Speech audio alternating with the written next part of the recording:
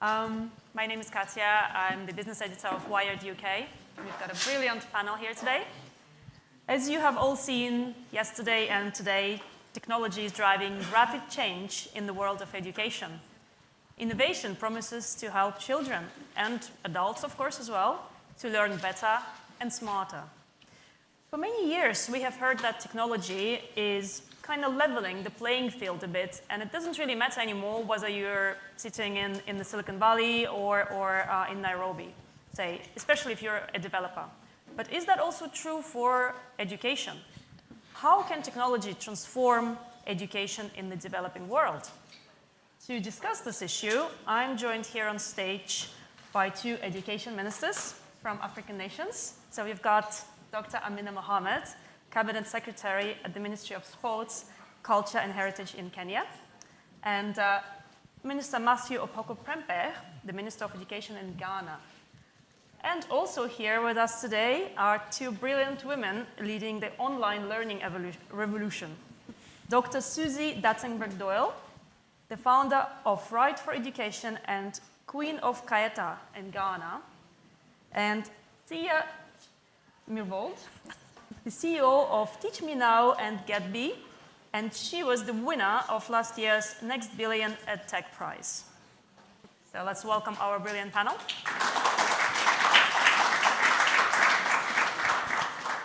Thank you.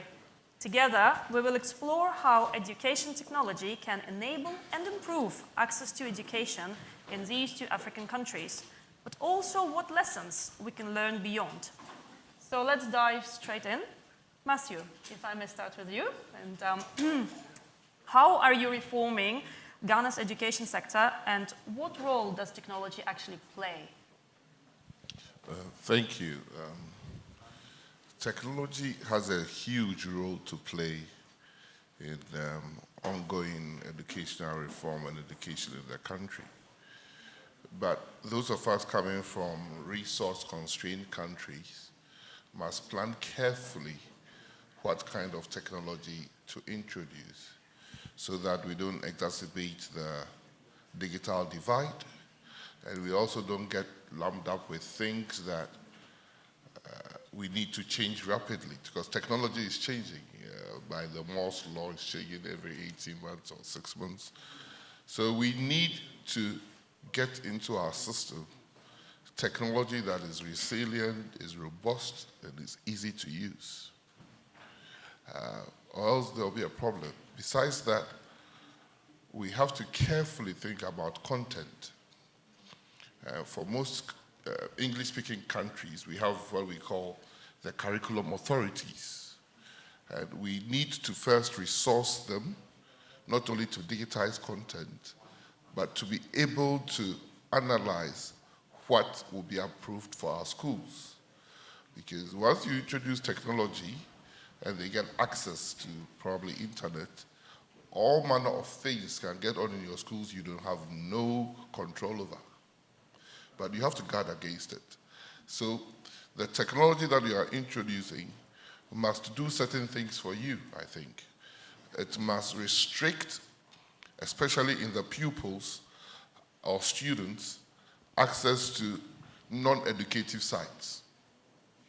So the content authorities or the curriculum authorities should fairly regulate what should be available for the broad generality of pupils and students. Mm-hmm. Not only should they control the content that is being fed to the students and what technology it is being fed on or modality, whether it's through smart tablets or through mobile phones or laptops or whatever, has to be carefully controlled. But generally, technology is a leveler. If you're able to deploy it well, you save the climate of all these paper you are printing every year. It's easy to update and curricula or lessons or whatever it is. Then you also need to take the fear of technology out of your teachers. Mm-hmm. Because generally, the kids are far better at adapting to technology than the teachers would be. So you have to use technology not only to support your teachers, but to give them resources that they will be able to help students. And in all this, not only digital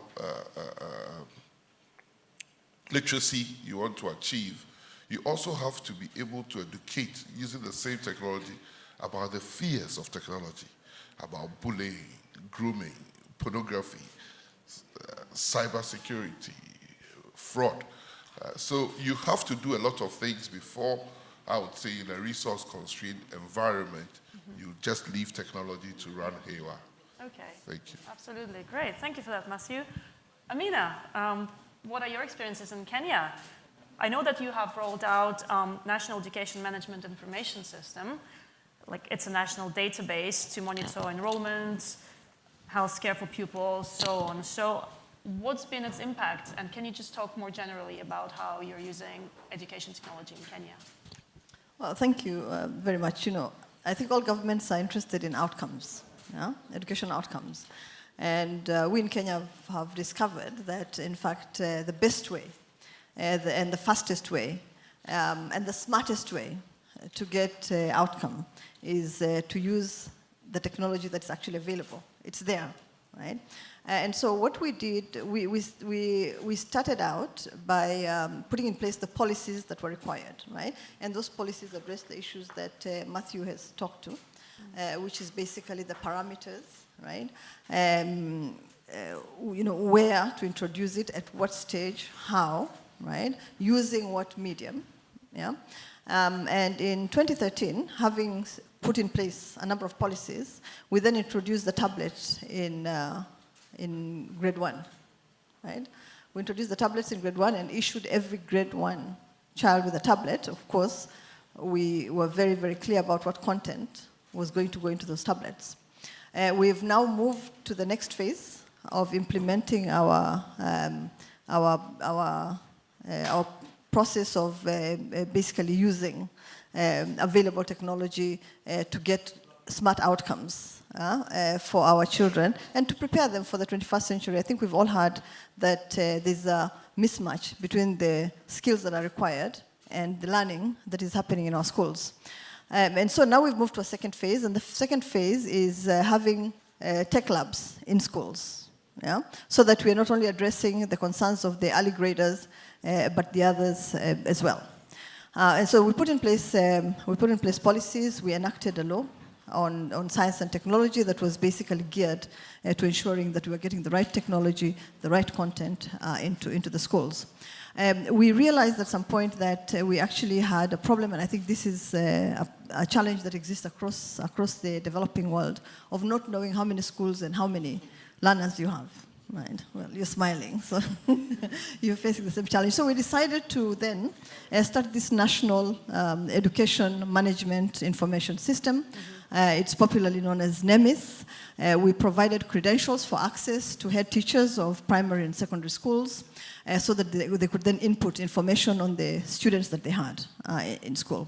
And in order to convince teachers, right, who, as again Matthew said, needed the capacity, right, to use this technology, in order to convince them that this was a necessary evil, right, we told them that the capitation that they get from government, the money that is released by government to schools, will not be provided, right, unless you are on NEMIS, that we are going to use NEMIS to allocate resources to schools. And I can tell you that worked very, very fast. Everybody wanted to be on NEMIS because they didn't want to be cut off from the resources. Well, the third thing that we started doing is train our teachers, because the teachers can't teach what they don't know. In fact, it's very humiliating to a teacher to ask them to teach what they do not know, because then they become almost a laughingstock of their students, right? And so we started a training program for our teachers. It's ongoing. We have fully trained teachers for grade 1 to 3. By September, we would have finished also with the grade 4, right? And we'll continue doing that to just make sure that the teachers know how to then provide the information, right? Teach these learners. It's been said again that our learners are actually better at this than we are. Right? And so it's going to take a lot of commitment from the teachers to get that. We also brought in the private sector, because we realized that this cannot be a public sector affair. right? And so we brought in, we started having partnerships, developed them, and so now we're actually working very, very closely with the Safaricom and others who are in the Kenyan market space, right? And who are leaders in technology across the world. The downside, again, is access to information that is not good for the development of our children, right? And I think that's a better problem to have than have learners who cannot use and utilize technology, because you cut them off from the world that they belong to. Right. Yeah, absolutely. Thank you, Amina. Tia, actually a question for you. So you're the head of Teach Me Now startup. What is it exactly? Can you tell us what's it doing and how can organizations like yours support the education systems in Africa and elsewhere? Thank you for the question. So yes, my name is Tia, and I'm the proud founder of teachmenow.com. We started actually as a global marketplace connecting teachers and students all over the world. In fact, our first class happened between a professor in Venezuela teaching a student in Saudi Arabia. And we've seen global connections ever since. Now, the same technology that we used to build Teach Me Now, we also now offer to social enterprises, schools, and educational providers to connect mentors, experts, teachers to students who want to learn. So be it anything from coding or languages to digital skills. And we have some fantastic programs actually in Kenya as well, with a great social enterprise called NairoBits, where we're connecting mentors, I'm sure maybe you're aware of it as well, mentors in the ICT learning space. And here in the UAE, we're also very proud to work with His Highness Sheikh Mohammed on a program called 1 Million Arab Coders, teaching 1 million Arab youth beyond just Dubai, but also in North Africa and all over the world, how to code. So we truly believe in personalized, live, and on-demand learning, connecting you to a real person, a real teacher, halfway across the world. So I believe that technology is a facilitator, and it was beautifully said in the opening session as well. Technology is a facilitator to connect people, and we believe in human connections. So through connecting people all over the world, amazing impacts can happen as well. Absolutely, I totally agree. Thank you. That's great. Thank you for that. Susie, we haven't heard from you yet. So you're the founder of Right for Education. What's your take on the role of technology in Africa and elsewhere? Well, my start is by having had a school in Africa, in Ghana and in Quetta, and I realized that people learned to read and write, but then they lacked relevant African-centric information to actually understand the kind of conversations young adults have typically with their parents. A lot of the children in my community, their parents had never seen a contract, never understood vaccination, did not understand what illnesses are, did not understand financial literacy, and a number of other kind of grown-up topics, women's rights. And what I thought is it would be really good if we could discuss with them rather than tell them what is relevant for them in an African-centric way. What is Ebola? What is a bacteria? And why do you get vaccinated? And when we started about 4 years ago, the first publication we did on social media, which most Africans have access to, the amount of people who were on the site was just phenomenal. So in 4 years, 7.5 million people, that's about 7% of all Africans on social media, are now reading our information. The information is very objective. Most of it is written by Oxford graduates from the University of Oxford who rewrite African information in an African-centric way. We teach them how to write so that it's easy to read. We translate it into French. We are Facebook basic. In other words, everybody has access to it, and our goal is to homogenize certain values in Africa, which at the moment are quite inhomogeneous. For example, we need to agree on things like environment. We need to agree to a certain moral code on, for example, things like corruption. And we need to agree on women's rights, for example. And I think all these values, if they're homogenized across the continent, progress can be done very quickly. Thank you for that, Susie. You've all kind of mentioned to some degree the idea of personalized learning. So self-paced learning through technology, of course, it's not a new concept, and it's been used before, even in countries with a strong digital infrastructure. But I just wonder how successful that approach actually is, depending on the country where we are. So I guess it would be good to hear from you, Thea, first, because this is actually what you do, and then maybe if the others could also pitch in and give us your experiences with personalized approach to education. So what do you think? Is it actually working? Yes, and I definitely believe in the personalized learning approach. So I'm sure in this conference we've all heard of things like MOOCs, or massively open online courses, pre-recorded video content. While although that's a fantastic resource, it has a very high dropout rate, right? Up to 90%, even if it's for college graduation rates. So that part hasn't necessarily worked because it's mostly pre-recorded, it's not personalized. So going back to personalization, I think that's really key because that's where you see the impact. You're struggling with something specific, again, having access to the right mentor or expert to guide you through really makes a difference. So again, going back to remote locations and in developing countries, if you have access to that right expert, that right mentor, that can make all the difference in the world. And through technology, if you can facilitate that connection, then that's a beautiful thing. Great. Matthew, what's your view? Thank you. The problem with online courses is about quality assurance. Who assures us that that course being offered is the right one for the right person? And I'm not convinced that we are there yet with the quality assurance. But to use those same courses to help individuals is key, the availability. Absolutely.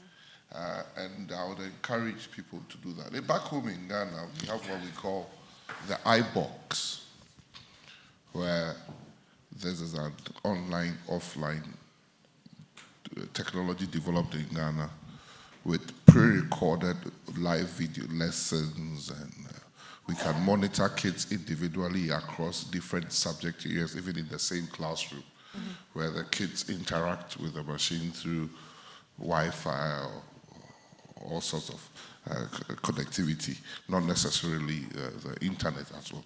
So it is important.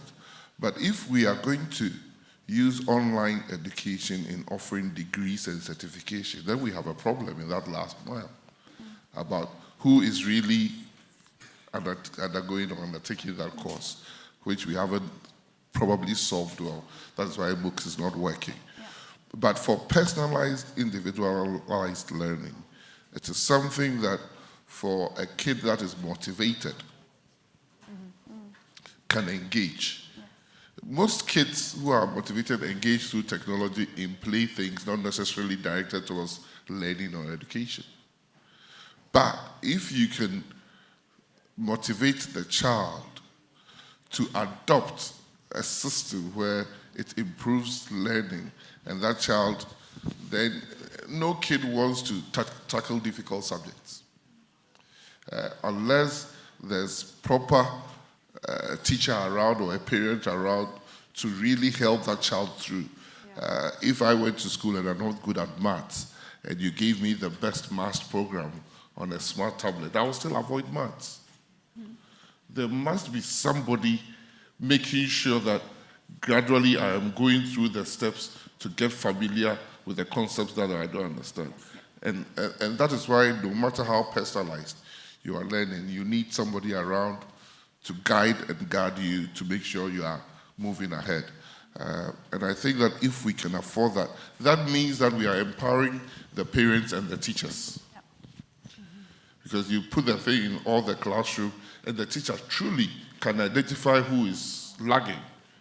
But that teacher must be resourced to help with remediation of the class, or else it becomes a problem.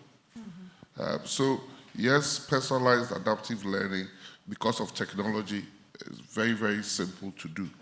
But then again, you need to resource both the parent and the teacher to be able to help the child go through difficult things. Absolutely. So teacher is key, basically. Teacher is a key. Yeah, great. Amina, what's your I agree that the teacher that supports, right, the whole learning process is key. But again, there is no one shoe fits all, right? Because there are parts of the world, and in our countries too, where there's either a total inadequacy of teachers or there's no teacher, right? Where actually this personalized, right, adaptive learning would be the answer to getting our children educated. And so I think, you have to strike a balance. You have to strike a balance. Where you have teachers, then of course, have the teacher be the mediator, through which learning happens. But in parts in my own country, there are parts of the country where the teacher-to-student ratio is so low that you actually need technology to support learning. We find we take topics like STEM topics, which are straightforward, and we support teachers, and we agree teachers are essential. The social media has a really huge advantage, is you can try different lines of arguments and see how people respond. I'd like to give the example of FGM, and we got written articles about FGM by our authors, and the first lines were, "It hurts the child." Nobody cared. The second line was, it's not pleasant during labor. I can assure you, nobody cared. The third line of arguments, always 2 or 3 books, publications on it, would be very difficult to write, but it was about the marital life with a woman who's cut and how it actually changes things. Interesting, nobody cared. And then we had the fourth line of arguments, which was that we all believe in God, and if we think God is the ultimate creator of this world, and if he thinks he creates perfection, then why do we think we should correct him? I can assure you the continent was hopping. There was discussion, exchange, interest, and groups discussing it. I don't think they would have discussed it face-to-face with their elders. But there they can discuss it in a platform which nobody sees, where they're independent and free. So what we have done this on many, many different subjects, and we know what is interesting and not interesting by country, by area, by age group, by gender, by culture. And we now have an enormous amount of data of what is really relevant in which area, and how it touches the nerves of the people who are concerned. For example, by women's rights. We certainly know where the spike is on that discussion, what interests Africans about women's rights. And so we can use this tool in a very different way to the education tool, and we don't see ourselves as a replacement, but as a support. Yeah, absolutely. Facilitate our support system. Absolutely. Thank you. I'd like to talk a little bit about private versus public education. So we know that private schools usually lead in the use of technology to improve the outcomes in the classroom. But in your countries, can you tell us how governments actually drive the adoption of new education technologies, specifically in the public sector? Maybe if you start, Matthew. Ours is a centralized system, so if you want to introduce something, yes, you might do a pilot, but as soon as you finish with your pilot, you have to scale. Because everybody will come against you. Why are you providing something for half, a third of the society and not the rest? So governments really have no way out but to scale. But it means that there should be a rigorous process set up in adopting a technology that is resilient, that is robust, that is easy to use, because some of the smart tablets you cannot use in some parts of our countryside. So maybe we need, even in technology, we have to build technology that suits certain environments and communities. But like I said, if governments have tools or technology to scale, then they think about resource. We have an iBox that we think is a world beater, but we don't have the resources yet to scale.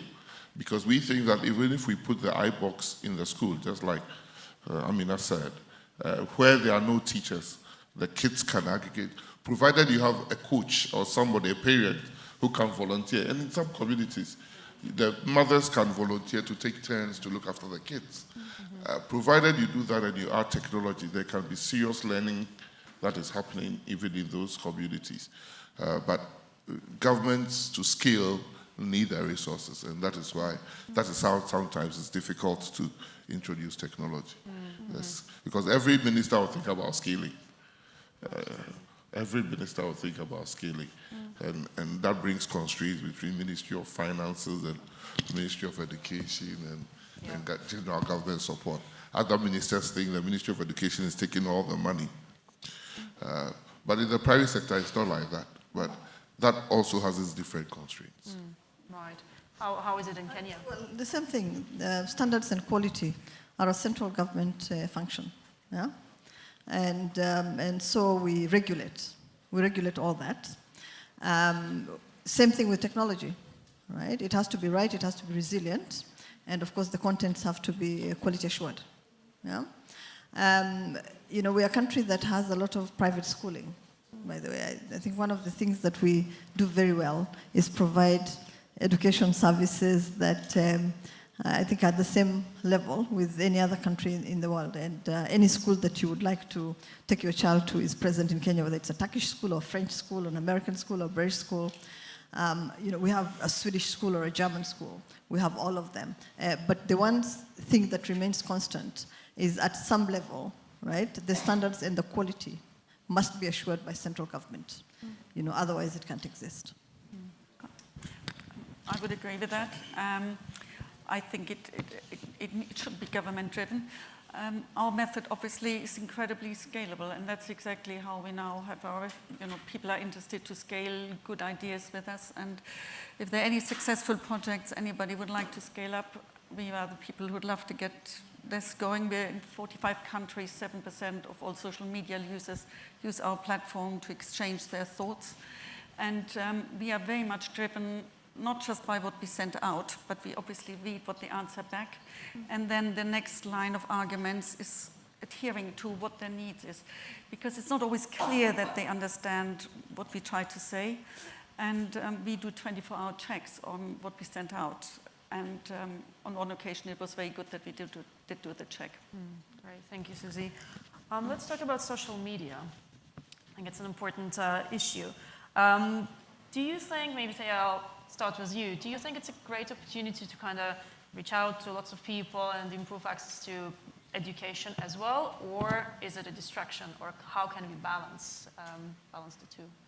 I think like any technology, it's always a double-edged sword, right? There's positives and negatives. But I think as very beautifully demonstrated by this conference, you know, we're all posting about this conference on social media, and we're all talking about education this weekend.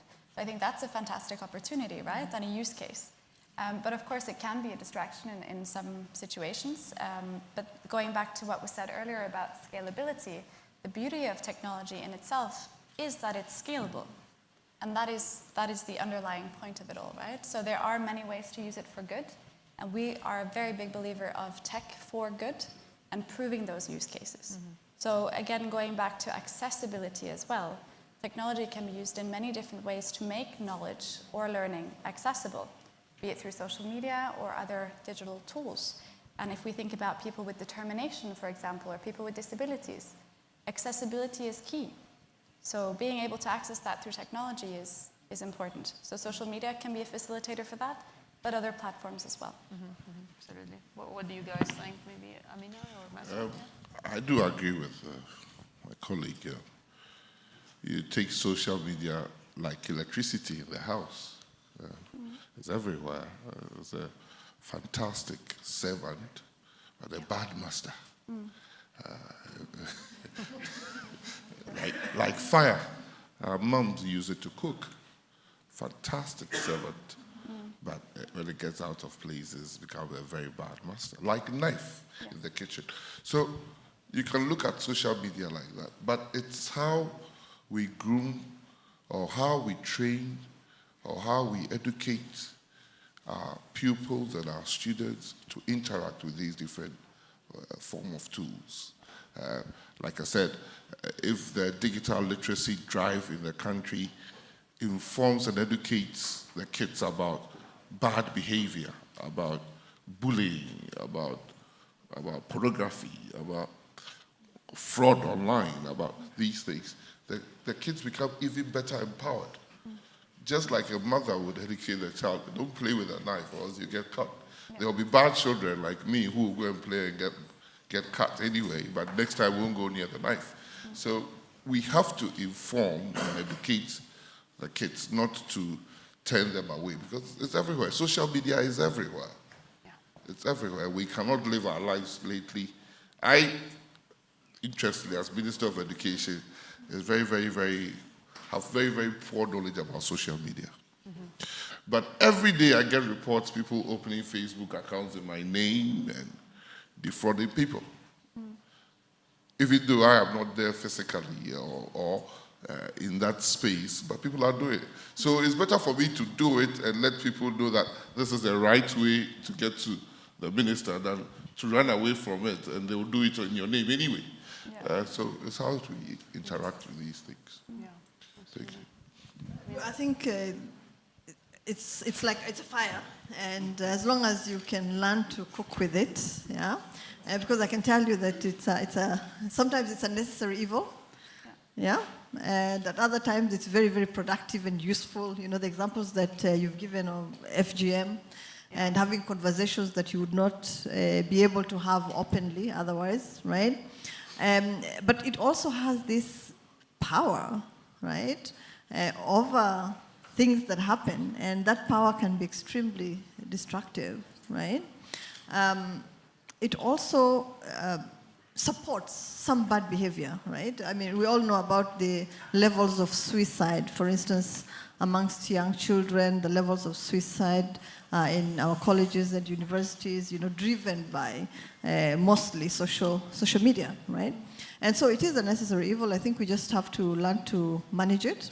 But I think it's really critically important, very, very important, that parents, right, play that role of actually introducing their children to social media, so that children have the confidence, the courage, and the trust, right, to come back to that parent or to that guardian or whoever it is that's providing a support system for the child to ask about things that, you know, they may either not understand or are, in a way, influencing them to do the wrong things. Yeah, and so it's there. We have to live with it. But I also think that we must have some rules of the game, right? At some point, I think it's not okay for social media to be used to destroy, right, by actually faceless individuals and faceless, you know, societies, right, that exist that will with no responsibility and no duties, right, that flow from that right to use this technology that's out there. So I don't know. I know that it's going to be there, and well, I use it, and I hope I use it effectively, actually. But I also know how terrible it can be. So I think, like everything else, you know, as we continue using it, we must also develop a roadmap for how much can be used by children at what age. You know, being in education, I think I'm so conscious of how easy it is to destroy a child, right? Without them actually realizing that what they're doing is destructive. Absolutely. Well, we talk a lot about the negative effects on social media. In my case, my age group of followers are between 16 and 35.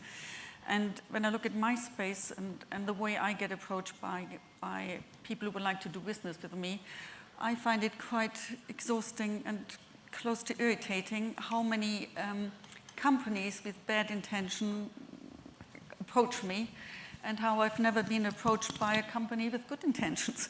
How come that never ever an education company said to me, for very little money I could educate a continent in my case. But how come that the people who want to sell not very good deals, they all find me, and I get an offer of that nature sometimes daily, certainly weekly, and for the last couple of years. And so there's an exchange rate of 100% on one category and 0% on the other category. And I think unless governments start thinking, I use this tool, and I'm also putting some money into it, which is very little. It's, you know, you talk the amount of money of salaries of people rather than millions of people around. That is the problem, rather than the social media platform. So the attitude has to change from the people who have options on how to use it. Thank you, Susie. I suggest we open up the floor to questions. Anybody have any questions for the panelists? Yes? Thank you. My name is Sunny Leong. I'm chair of the Council for Education in the Commonwealth. It's a statement and a plea. quite common where the tussle between Ministry of Education and Ministry of Finance as far as budget is concerned. How much, what's it for, and at what level of education? And this will go on, and until and unless the government have got a commitment to spend money on education, it will just be given to the private sector. And it's good to have a private and public players in the education sector because that drives up standards and competition.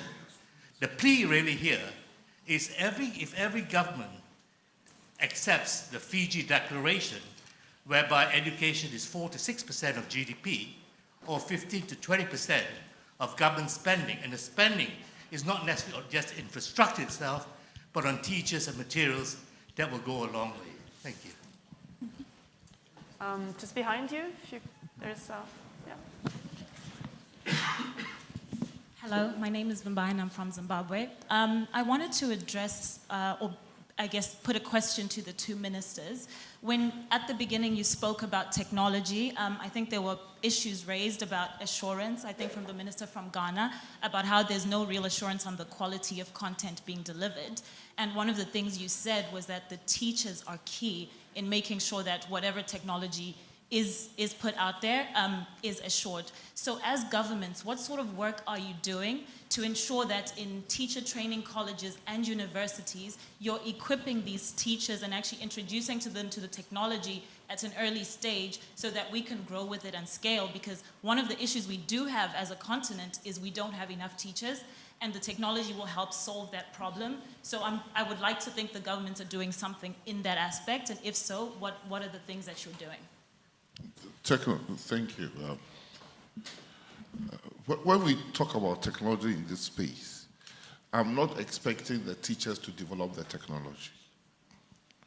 The technology to support teaching and learning. And we in Ghana, we have a new curriculum developed that we started rolling out last year that is bringing all these 21st century issues to the classroom so that the teacher, when he or she graduates from school, is already empowered to teach as expected. We have aligned our pupil standards and our school curricula that we want to start in September this year in line with the teacher curricula that was developed. So we are trying to do things the right way and to introduce some digital literacy in the teacher training profession, and also have a continuous professional education that would bring these teachers who are in service up to speed. So there's a lot that we are doing. When I talked about adoption of technology, I was talking about the curricular authorities in the country, making sure, look, there are thousands, over thousands of online apps and e-content that is available. Is it all equally good for the classroom? Probably not, depending upon the curricula that is being run.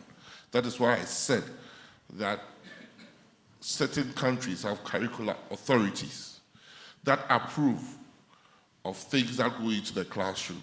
And we should make sure that technology we are adopting ensures that these kids are open to only those things that are essential for learning in the classroom and avoids distractions and things like that. So there, like Amina said, the central government is responsible for regulation, standards and quality assurance. So it should ensure that space is done well, and it should resource the curricular authorities, especially the adoption of educational technology, to be smart. Thank you. Anybody else? Yes? Maybe to answer the question from the Commonwealth, right? It takes political will. It takes political will. And it's actually not even about the Minister for Education and the Minister for Finance. I think that responsibility belongs to the leadership of the country, right? In our case, for instance, we spent 27% of our budget on education, right? I think that's a fantastic beginning. It's the highest.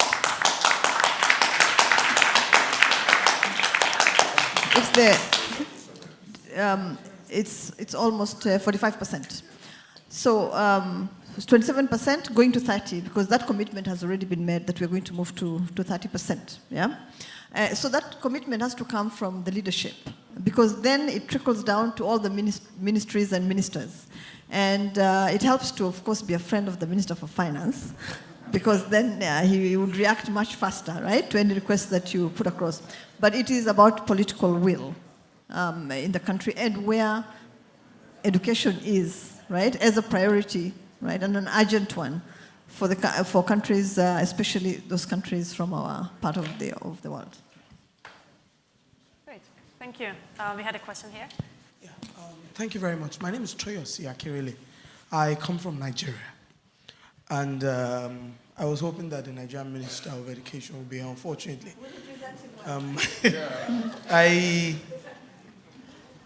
I mean, maybe the people who don't come from Africa don't understand the depth of the challenges we have as a continent.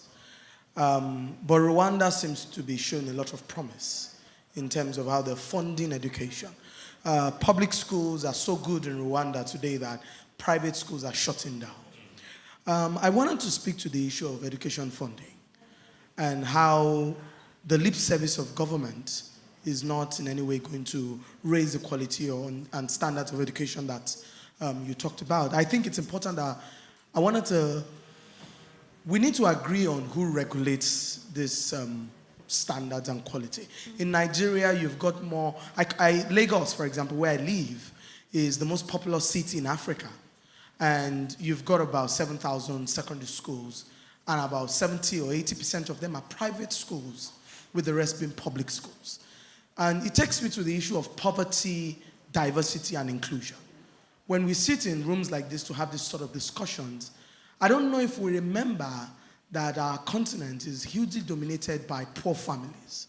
Where, in Nigeria, where I come from, Nigeria has just taken over from India as the country with the largest amount of poor people in the world. That is a huge irony, given that we're an oil-rich country. So my question is, how do we take technology to underserved poor communities in low-income countries? Because when we talk about this issue, and I see a lot of private, I'm going to go for the PPP session, but I see a lot of, I'm confused about how government is going to be able to attract private sector investment without compromising the system to the private sector, such that because they bring the money to the table, they are the ones who dictate to the government how to run. Because at the end of the day, the private institutions will always think about profit. And it's the responsibility of the government to rein them in about the fact that, number one, fundamentally social impact is crucial. So how does the government make sure that you get private sector to put money on the table? How do you create incentives and reward systems for the private sector, but do not compromise to them to then determine which communities they will give this? Because at the end of the day, if we do not educate our children, we're going to keep building bigger prisons in Africa. Okay, thank you.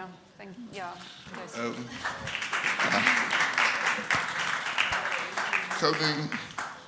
Coming from a country that I've had a big bashing by unions and NGOs recently. But it's a fundamental misunderstanding of what private sector is. If you don't define private sector well, in the continent we come from, when you hear the word privatization, it's evil.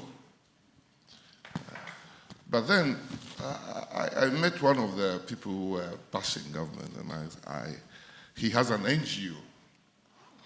And he said Ghana government is privatizing basic education.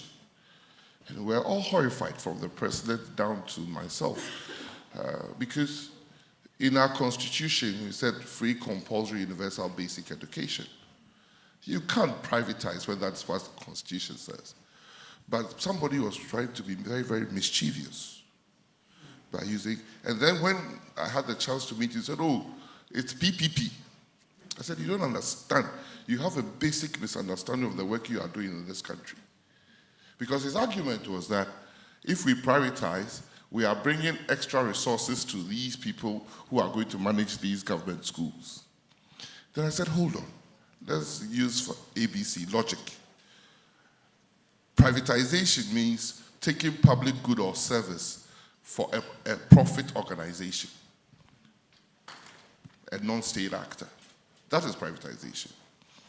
My understanding of what we are trying to do in Ghana is to let people who are not-for-profit people manage some of these schools, because essentially some of the problems we have, is managerial. Because in the public sector, in basic schools in our country, we find that the teachers are paid 3 times higher than in the private sector in the basic education. Public teachers are better qualified than private teachers. Why are they giving better learning outcomes? And in that challenge, you don't sit and become very, very myopic and say, this is the way. You have to try different ways and different programs to see which one gets better. So we're going in the area of management. But we're talking about for not-for-profit organizations, really. So when I met this gentleman, I said, for faith in Ghana, faith-based organizations manage most of our schools. But you forget that faith-based organizations are the private sector. It's not government. But their ethos, their push, everything is about religion. NGO is a private sector thing, but they are not for profit. So essentially, in the private sector, we have those who are for profits and those who are not for profits. Why do we think that if I give a school for not-profit to manage, not-for-profit school to manage, I'm doing something horrendously bad? Then no NGO can work in my country because they are all managing aspects of my education. Either they are into teacher training or providing resources for teachers or providing better learning outcomes in one way or the other. Even if they are giving food for free, it's part of central government functions that is not discharging well. So if you don't educate, people think private sector necessarily is bad. It is not. Because we in Ghana, at least for most of our best schools, they are already not private sector in the sense for profit, but they are faith-based managed. So we have schools by the Ahmadis, schools by Anglicans, schools by Catholics, SDA. That has lived with us for a very long time with nobody complaining. And the schools are managed in the sense that it's these faith-based organizations that choose the head of the school and the chairman of the school board or whatever we call it.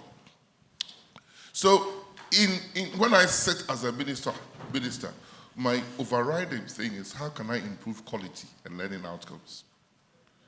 How can I improve that in the context of my constitution that says free, compulsory, universal basic education?